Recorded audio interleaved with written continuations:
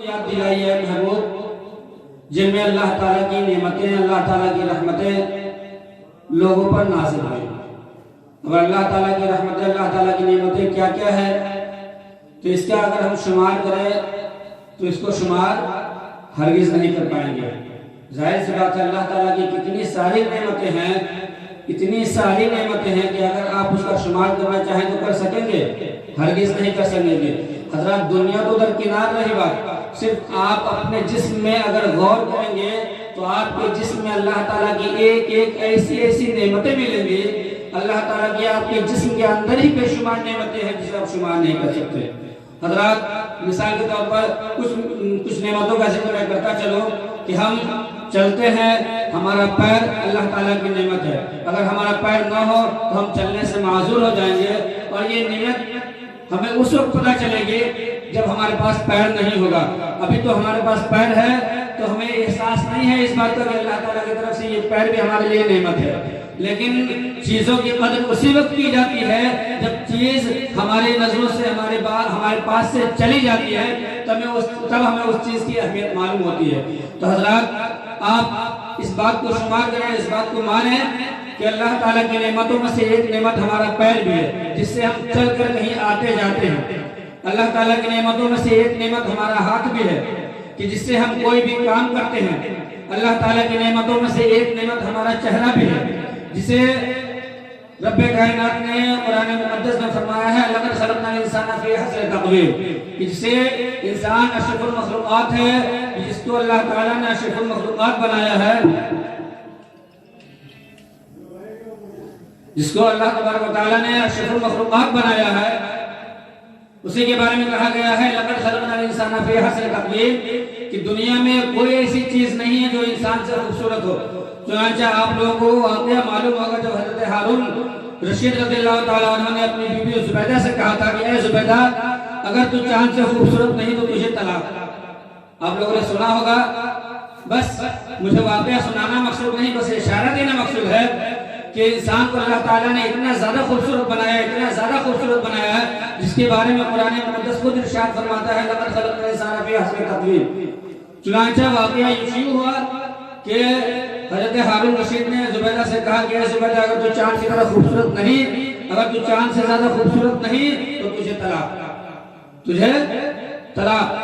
اب جب طلاق کی باری آئی، جب اس کا ہوش ٹھکانے آیا، جب ان کی بات سمجھ میں آئی، تب وہ علماء کرام سے رجوع کیے حضرت ہارون رشید. تو علماء کرام نے، بہت سارے علماء کرام نے باتفاق رائے یہ فیصلہ کیا کہ طلاق واقع ہو گئی، اب کوئی صورت نہیں بچی ہے، کیونکہ حضرت زبیدہ چاند سے خوبصورت نہیں ہو سکتی. لیکن اس وقت کے بڑے عالم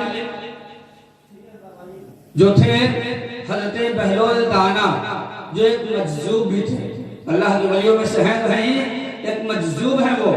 ان کی بارگاہ میں جب یہ سوال پہنچا ہے تو انہوں نے سوال کا جواب یوں دیا تھا، اور اس کا طریقہ الگ الگ بتایا گیا ہے، علماء کرام نے بتاتے ہیں. بس میں جو بتانا چاہ رہا ہوں صرف اشارہ کر رہا ہوں، اس کے اشارہ سمجھتے چلے، واقعہ کو سنیں اور واقعہ سننے سے اشارہ یہ سمجھتے چلے کہ کہنا میں کیا چاہ رہا ہوں. معزز سامعین اکرام میری باتوں کو ذرا دھیان سے سنیں کہ حضرت ہارون رشید نے اپنی بیوی زبیدہ سے کہا کہ اے زبیدہ اگر تو چاند سے زیادہ خوبصورت نہیں تو تجھے طلاق.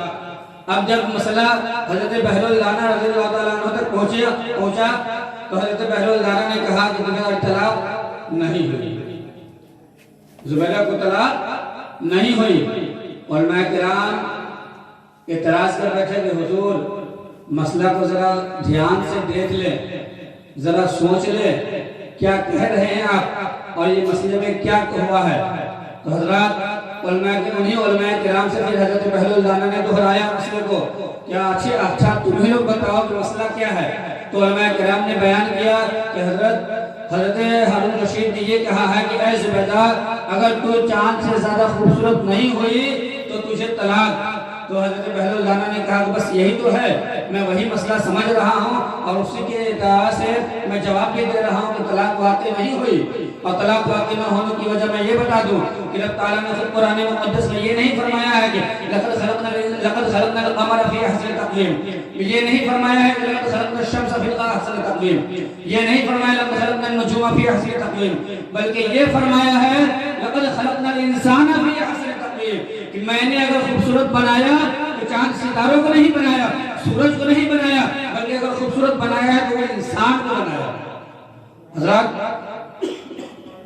تو ہمارا چہرہ یہ اللہ تعالیٰ کی نعمتوں میں سے ایک نعمت ہے، ہماری آنکھیں اللہ تعالیٰ کی نعمتوں میں سے ایک نعمت ہے۔ یہ نعمت، ان سب نعمتوں کا احساس آپ کو اس وقت ہوگا جب ہمارے درمیان سے، ہمارے پاس سے یہ نعمت فوت ہو جائے گی، جب یہ نعمت چلی جائے گی تب۔ یا پھر اگر آپ اس کا اندازہ کرنا چاہتے ہیں تو کسی ایسے معذور سے پوچھیں جس کے پاس ہاتھ نہ ہو، یا کسی ایسے معذور سے پوچھیں جس کے پاس پیر نہ ہو، کسی ایسے معذور سے پوچھیں جس کے پاس آنکھ نہ ہو، کسی ایسے معذور سے پوچھیں جس کے پاس زبان رہتے ہوئے وہ بات نہیں کر سکتا ہو۔ حضرات محترم، تو اگر آپ ان سے پوچھیں گے تو وہ آپ کو اس بات کا احساس دلائے گا کہ نہیں، بے شک اللہ تعالیٰ کی نعمتیں بڑی بڑی نعمتیں ہیں۔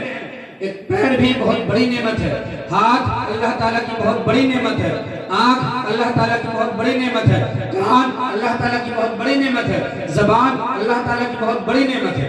حضرات محترم، تو ہمارے جسموں میں اور ان سب جسموں، ان سب نعمتوں میں سے ایک بڑی نعمت جو ہے وہ ہماری سانس ہے، ہماری سانس ہے، کہ جب تک کہ ہمارے جسم میں ہماری روح موجود ہے تب تک کہ ہماری سانس چل رہی ہے۔ جس دن ہمارے جسم سے ہماری روح نکل گئی، ہماری سانس وہیں کی وہیں رک جائے گی۔ اگر سانس باہر آئی ہے تو وہ باہر کی باہر رہ جائے گی، واپس اندر نہیں جا پائے گی۔ اگر اندر گئی ہے تو وہ باہر نہیں آ پائے گی، بلکہ اندر آ پائے گی۔ حضرات محترم، تو یہ اللہ تعالیٰ کی بہت بڑی نعمتوں میں سے نعمت ہے۔ حضرات، میں آج یہ کہنا چاہ رہا ہوں کہ اللہ تعالیٰ کی بے شمار نعمتیں ہیں، بے شمار، جس کا ہم حساب لگا بھی نہیں سکتے ہیں۔ خود رب تعالیٰ فرماتا ہے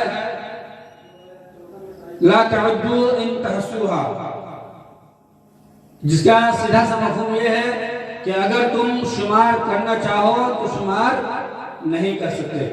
حضرات محترم، لیکن قربان جائیے رب تعالیٰ کی ذات پر کہ اس نے ہمیں دنیا میں بھیجا، ہمارے ہاتھ کو سلامت رکھا، ہمارے پیر کو سلامت رکھا، ہماری آنکھوں کو سلامت رکھا، بلکہ ہمارے پورے جسم کو سلامت رکھا ہے۔ اس پر رب تعالیٰ کے بے شمار احسان ادا کریں حضرات۔ لیکن اس کے باوجود اللہ تعالیٰ نے آپ کو اتنی ساری نعمتیں عطا کی ہے، پھر بھی کبھی کسی بھی نعمت پر اللہ تعالیٰ نے یہ نہیں کہا بندوں سے کہ اے میرے بندے، میں نے تمہیں یہ نعمت دی تو تم اس پہ میرا شکر ادا کرو۔ اے میرے بندے، میں نے تجھے یہ نعمت عطا کی تو تجھ پر میں نے احسان کیا۔ بلکہ اگر کسی بات کا احسان جتلایا ہے اللہ تعالیٰ نے تو وہ صرف اور صرف کیا ہے، جس کے بارے میں قرآن خود گواہی دیتا ہے کہ لقد من اللہ علی المؤمنین اذ بعث فیہم رسولا، لقد من اللہ علی المؤمنین، بے شک اللہ تعالیٰ نے احسان فرمایا ہے مومنوں پر کہ اذ بعث فیہم رسولا، کہ ان میں انہی میں سے ایک رسول بھیج دیا۔ حضرات محترم، تو یہ رب تعالیٰ کی سب سے بڑی نعمت ہے، سب سے بڑی نعمت ہے، جس کے بارے میں رب تعالیٰ نے فرمایا ہے کہ مومنوں پر یہ رب تعالیٰ کا احسان ہے۔ واقعی حضرات محترم، اگر آپ زمانہ جاہلیت کا مطالعہ کریں تو آپ کو اس بات کا اندازہ لگے گا کہ زمانہ جاہلیت نبی کریم صلی اللہ علیہ وسلم کی دنیا میں تشریف آوری سے پہلے کا ماحول کیا تھا۔